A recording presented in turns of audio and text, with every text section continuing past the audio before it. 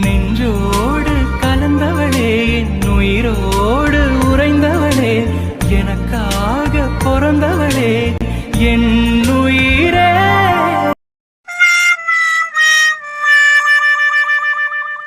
டேய், நீ எல்லாம் திருந்தவே மாட்டியாடா? டேய் சக்தி, நான் என்னடா பண்ணேன்? எல்லாத்தையும் பண்ணிட்டு எதுவுமே தெரியாத மாதிரி இருக்கிற இந்த மூஞ்சியை எங்கடா வாங்கின? சரி அதை விடு. அந்த பொண்ணு யாருடா? அந்த பொண்ணுக்காக எதுக்குடா நீ அவங்களோட சண்டை போட்ட? ஏன் உன்னால பிரச்சனை இல்லாம இருக்க முடியலையா? எப்படா ஏதாவது வரும் எவனையாவது தூக்கி போட்டு மிதிக்கலாம்னு காத்துக்கிட்டு இருக்கியா? இல்ல நீ டாக்டரா இல்ல ஃபைட்டரா? அதை சொல்லு முதல்ல. டேய் சக்தி, எனக்கு என்ன சண்டை போடணும்னு ஆசையாடா? அப்புறம் என்ன இதுக்குடா அவங்களோட சண்டைக்கு போன? யாரோ ஒரு பொண்ணு காப்பாத்துங்கன்னா உடனே போய் காப்பாத்துறதுக்கு நீ என்ன ஹீரோவா? டேய் சக்தி, நான் ஹீரோவும் இல்ல, அந்த பொண்ணு யாரோ ஒரு பொண்ணும் இல்ல. அந்த பொண்ணு யார் தெரியுமா? Joseph Antonio? ஏன்டா இந்த ஜோசப் ஆண்டனி கதை இன்னுமாடா முடியல? டேய், இந்த ஜோசப் ஆண்டனி நம்மள விடவே மாட்டானாடா. எப்ப பார்த்தாலும் அட்ரஸ் கொடுத்த மாதிரி எல்லாரும் உன்னையவே தேடி வராங்க. அட்ரஸ் எல்லாம் ஒன்னும் தேவையில்லடா சக்தி. ஜோசப் ஆண்டனி பண்ண நல்லதுக்கு, அவனோட பிரச்சனையை சரி பண்றதுக்கு கடவுள் யாரையாவது ரெடி பண்ணாமலா போயிருவாரு? பண்ண மாட்டேங்கிறாரேடா. இந்த ஊர்ல சண்டை போடுறதுக்கு ஆள் இல்லாத மாதிரி எல்லாத்தையும் கூட்டிட்டு வந்து வாக்கிட்டே தானே விடுறாரு. டேய் சக்தி, என்கிட்ட கூட்டிட்டு வந்து விடலனாலும் ஜூலியை காப்பாத்த வேண்டியது என்னோட கடமைடா. என்ன மண்ணாங்கட்டி கடமைடா? இங்க பாரு, இது ஜோசப் ஆண்டனியோட பிரச்சனை, உன் பிரச்சனை கிடையாது. டேய், ஜோசப் ஆண்டனி வேற, நான் வேறன்னு இல்ல. டேய், என்னடா இப்படி சொல்ற? அன்னைக்கு கேட்டப்ப ரெண்டு பேரும் வேற வேறன்னு சொன்ன. ஐயோ டே சக்தி, ரெண்டு பேரும் வேற வேற தான்டா. அப்புறம் ஜோசப் ஆண்டனிக்காக இல்ல, ஒரு பொண்ணை 4 பேர் சேர்ந்து துரத்திட்டு வராங்கன்னா அந்த இடத்துல அந்த பொண்ணை காப்பாத்தாம வேடிக்கை பார்த்துட்டு இருக்க சொல்றியா? எல்லாரும் வேடிக்கை தான் பார்ப்பாங்க, உன்னை தவிர. ஏன்னா உனக்கு தான் நிம்மதியா இருக்கிறது பிடிக்காதேடா. ஊரு பிரச்சனை எல்லாம் தூக்கி தலையில போட்டு நீயும் டென்ஷன் ஆகி என்னையும் டென்ஷன் ஆக்கணும் உனக்கு. சரி, எது எப்படியோ ஆனதாச்சு. அந்த பொண்ணை ஊருக்கு அனுப்பிச்சு வச்சுட்டல, இதுக்கப்புறம் எந்த பிரச்சனையும் வராதே. இல்லடா சக்தி, அந்த பொண்ணை ஊருக்கெல்லாம் அனுப்ப முடியாதுடா. அந்த பொண்ணுக்கு கொஞ்சம் பிரச்சனை இருக்கு. அதனால அந்த பொண்ணை பத்திரமா ஒரு இடத்துல தங்க வச்சிருக்கேன்டா. டேய், எதுக்குடா எதுக்குடா ஊர்ல உள்ள பிரச்சனை எல்லாம் தூக்கி தலையில போட்டுக்கிற? ஊர்ல உள்ள பிரச்சனை இல்லடா சக்தி, இது ஏன் பிரச்சனை. அன்னைக்கு ஜோசப் ஆண்டனியை கொன்னது யாருன்னு என்னால கண்டுபிடிக்கவே முடியல. அன்னையில இருந்து இத்தனை வருஷம் நான் அவனை தாண்டா தேடிக்கிட்டு இருக்கேன். ஆனா இன்னைக்கு ஜூலி மூலமா அவன் என்கிட்ட சிக்க போறான். சிக்கனா சிக்கனா என்ன பண்ணுவ? அவன் மட்டும் சிக்கனான்னு வெயி, ஜோசப் ஆண்டனி மாதிரி ஒரு நல்லவனை கொன்னதுக்கு அவனை நான் சும்மா விடுவனா? விடாம அவனை ஏதாவது பண்ண போய் உனக்கு ஏதாவது ஆயிடுச்சுன்னா என்னடா பண்ணுவ? என்னடா ஆகும்? மிஞ்சி மீறி போனா உயிர் போகும், அவ்வளவுதானே? டேய், வாழும்போது அடுத்தவங்களுக்காக வாழணும்னு நினைக்கிறவங்களே இங்க எவனும் இல்ல. ஆனா சாகும்போது கூட அடுத்தவங்களுக்காக சாகணும்னு நினைக்கிறவன் கோடியில ஒருத்தன் தான் இருப்பான். அப்படிப்பட்ட கோடியில ஒருத்தன் தாண்டா அந்த ஜோசப் ஆண்டனி.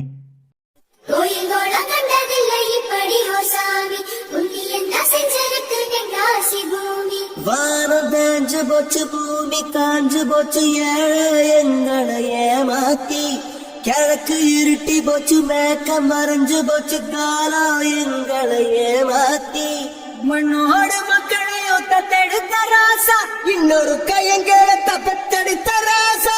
ஐயா தோற நீ பல்லாண்டு வாழணும், ஐயா தோற. ஊர்ல உள்ள அத்தனை தங்கச்சிங்க வாழ்க்கையும் காப்பாத்துறதுக்காக ஒருத்தன் உயிரை விட்டுருக்கான். அப்படிப்பட்ட ஒருத்தனோட சாவுக்கு காரணமானவன நான் சும்மா விட்டேன்னா நான்லாம் ஒரு தங்கச்சிக்கு அண்ணன்னு சொல்லிக்கிறதுக்கு தகுதி இல்லடா. டேனி, ஒரு தங்கச்சிக்கு அண்ணன் மட்டும் கிடையாதுடா, ஒரு பொண்ணுக்கு புருஷன், இப்ப 2 குழந்தைங்களோட அப்பன். இப்ப ஐஷு மாசமா இருக்கிற நேரத்துல நீ அவனை ஏதாவது பண்ண போய் உனக்கு ஏதாவது ஆயிடுச்சுன்னா அப்ப ஐஷு என்னவான்னு நினைச்சு பாத்தியாடா? எதுவும் ஆகாதுடா சக்தி. நல்லவனை கொண்டவனே நல்லா இருக்கும்போது கெட்டவனை கொள்ளணும்னு நினைக்கிற எனக்கு என்னடா ஆயிடும்? இந்த வசனம் எல்லாம் நீ அடிக்காத. இங்க பாரு, இவ்வளவு நாள் நீ பண்ண எல்லாத்துக்குமே நான் உன் கூட நின்னேன். ஆனா இப்ப தங்கச்சி மாசமா இருக்கா. இந்த நிலைமையில நீ பண்றத நானே ஒத்துக்க மாட்டேன். ஜோசப் ஆண்டனி கதை முடிஞ்சு போச்சு, அதை திரும்பவும் நீ ஓபன் பண்ணாத. அந்த பொண்ணை மரியாதையா ஊருக்கு அனுப்பி வச்சுட்டு வீட்டுக்கு வந்து சேரு. இல்ல அதையும் மீறி இந்த பிரச்சனைகளை தலையிடுவேன் நீ நின்னா பாத்துட்டு நான் சும்மா இருக்க மாட்டேன். டே சக்தி, இங்க பாரு, இதான் நான் தலையிடுற கடைசி பிரச்சனை. இந்த ஒரே ஒரு விஷயத்துல மட்டும் எனக்கு எதுவும் சொல்லாதடா சக்தி. இந்த ஒன்ன மட்டும் முடிச்சிட்டேன்னா அதுக்கப்புறம் என் வாழ்க்கையில என்ன வந்தாலும் சரி, எதுக்காகவும் நான் சண்டைக்கு போகவே மாட்டேன்டா. இது இந்த ஷமீரோட வாக்கு. அட போடாங்கு, இதோட 10,000 தடவை சொல்லிட்ட.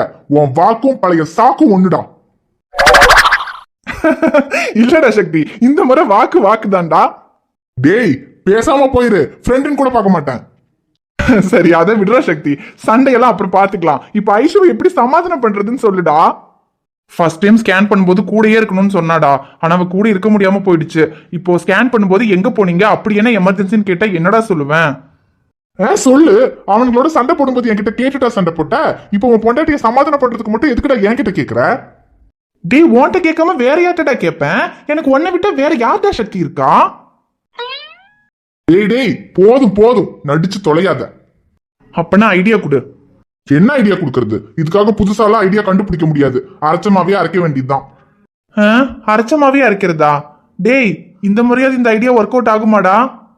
அடேய், பொண்டாட்டிய சமாதானப்படுத்துறதுக்கு இதை விட ஒரு சூப்பரான ஐடியா நாசா விஞ்ஞானியாலே கொடுக்க முடியாது. போடா, எல்லாம் ஒர்க் அவுட் ஆகும்.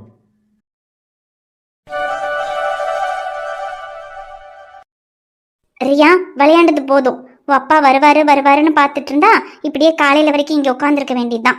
அவர் ஒன்னும் இப்போதைக்கு வர மாதிரி தெரியல. வா, நம்ம உள்ள போலாம். அப்பா வந்துவாங்க. அப்பா சோக்கி, பிச்சிக்கி, மஞ்சு, பல்லு எல்லாமே வாங்கிட்டு வருவாங்க. சரி, எல்லாம் வாங்கிட்டு வரட்டும். நம்ம உள்ள ரூம்ல போய் இருக்கலாம். வா. வேண்டம்மா, ரூம்ல சூடு அடிக்கி. இங்கதான் நல்லா இருக்கு, இங்கே இருக்கலாம். ஐயோ ரியா, நான் அதை விட சூடா இருக்கேன். எனக்கு தலையெல்லாம் வலிக்குது. நீ உள்ள வா. நீ வேணா உன் தாத்தா கிட்டயோ இல்லனா உன் சாராத்த கிட்டயோ போய் விளையாடு. நான் ரூம்ல போய் படுக்கிறேன். நீங்க போய் பாருங்க, நான் இங்கே விளையாடலாம். நீங்க போய் சாடாவை வட சொல்லுங்க. நானும் சாடாவும் சைக்கிள் ஓட்டி விளையாடுவோம். ஏரியா, நீயும் அப்பாவை மாதிரி சொன்னாலே கேட்க மாட்டேங்கிற. ஏன்னா பாப்பாக்கு அப்பா தான் பிடிக்கும், அப்பாக்கு பாப்பா தான் பிடிக்கும். ஏரியா, உன் அப்பாவுக்கு அம்மாவை பிடிக்குமாடி? ஓ, பிடிக்குமே. அப்பாக்கு அம்மா பிடிக்கும், பாப்பா பிடிக்கும், அப்புறம் குட்டி தம்பியும் பிடிக்கும். ஒன்றும் இல்லை ரியா, உன் அப்பாவுக்கு ஒன்றை வேணா பிடிக்கும். ஆனால் அம்மாவை பிடிக்கும் நல்லா ஒன்றும் எனக்கு தோணலை. ஏன் தோணல? அப்பா சோக்கி வாங்கிட்டு இல்லையா? இன்னைக்கு வரும்போ சோக்கி வாங்கிட்டு வருவாங்க. அழுவாதீங்க. உன் அப்பா சோக்கி வாங்கிட்டு வராரோ இல்லையோ, நிச்சயமா எனக்கு ஐஸ் வைக்கிறதுக்கு ஏதாவது பிளானோட தான் வருவாரு. ஆனா இன்னைக்கு அவர் என்ன பிளானோட வந்தாலும் சரி, நான் சமாதானம் ஆக போறதே இல்லை.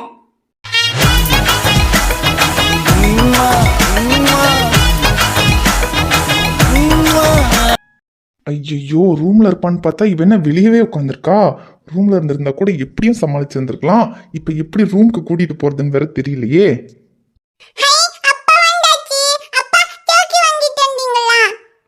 சாக்கி தானே வாங்கிட்டு வந்திருக்கேன்டா ரியா குட்டி. வா உள்ள போலாம். ரூம்ல போய் அப்ப சாக்கி தரேன். ஏ ஐஷுமா, என்ன இது ஒரே பனியா இருக்கு, வெளியே உட்காந்துருக்க. இந்த மாதிரி நேரத்துல இப்படி பனில எல்லாம் உட்கார கூடாது, கோல்ட் ஆயிடும். வா உள்ள போலாம். ஐயோ, ரொம்ப தான் அக்கறை. ஏண்டி ஏன் அப்படி சொல்ற? எனக்கு என்ன உன் மேல அக்கறை இல்லையா? ஓ, இருக்கே. இல்லன்னு யார் சொன்னா? அதான் எனக்கு ஸ்கேன் பண்ணும்போது என் கூடயே இருந்து என்ன பாத்துக்கிட்டீங்களே. ரைட், மேட்ருக்கு வந்துட்டான். ஐஷு, நீ என் மேல கோவமா இருப்பேன்னு எனக்கு தெரியும். ஆனா ஒரு எமர்ஜென்சி கேஸ், அதனாலதான் போயிட்டேன். என்னங்க எமர்ஜென்சி கேஸ்? ஹாஸ்பிட்டலுக்குள்ள வந்து சொல்லிட்டு கூட போக முடியாத அளவுக்கு அப்படி என்ன எமர்ஜென்சி கேஸ்? சரி, யாருக்கு என்னாச்சு சொல்லுங்க பாப்போம். அது ஐஷு, அது ஊர்ல ஒரு பேஷண்ட்டுக்கு ஆக்சிடென்ட். வேணா ஷமீர், நீங்க தப்பு பண்ணுவீங்க. ஆனா அது உங்களுக்கு மறைக்க தெரியாது, மாட்டிக்குவீங்க. ஐஷு, சரி, ஒரு முக்கியமான வேலை இருந்துச்சு, அதான் போயிட்டேன். பொண்டாட்டிக்கு ஸ்கேன் பண்ணும்போது கூட இருக்காம விட்டுட்டு போற அளவுக்கு முக்கியமான வேலையா ஷமீர்? ஐஷு, சரிங்க, என்னை விட முக்கியமானது உங்க வாழ்க்கையில வந்துருச்சுன்னு புரியுது. ஏ லூசா நீ, உன்னை விட முக்கியமானது என் வாழ்க்கையில என்னடி இருக்கு? இல்லன்னா அப்புறம் ஃபர்ஸ்ட் டைம் ஸ்கேன் பண்ணும்போது என் கூட இருங்கன்னு கேட்டேன். அது கூட முக்கியம் இல்லைன்னு போட்டுட்டு தானே போயிருக்கீங்க. அப்ப என்னை விட முக்கியமான விஷயம் உங்க வாழ்க்கையில இருக்குன்னு தானே அர்த்தம். ஐயோ, இவ வேற மாதிரி யோசிக்கிறான்னு நினைக்கிறேன்.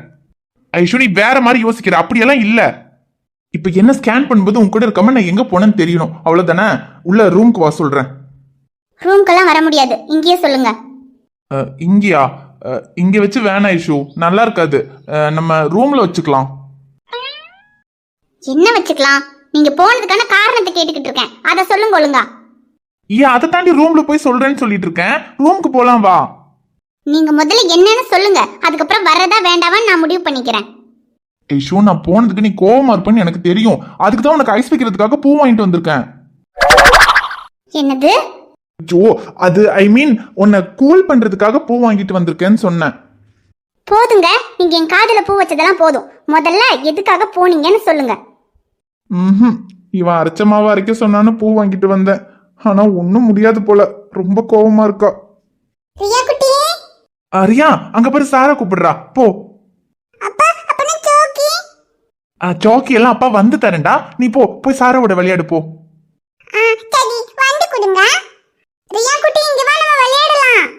டாடா இது வாடா. பூ பூ பூ.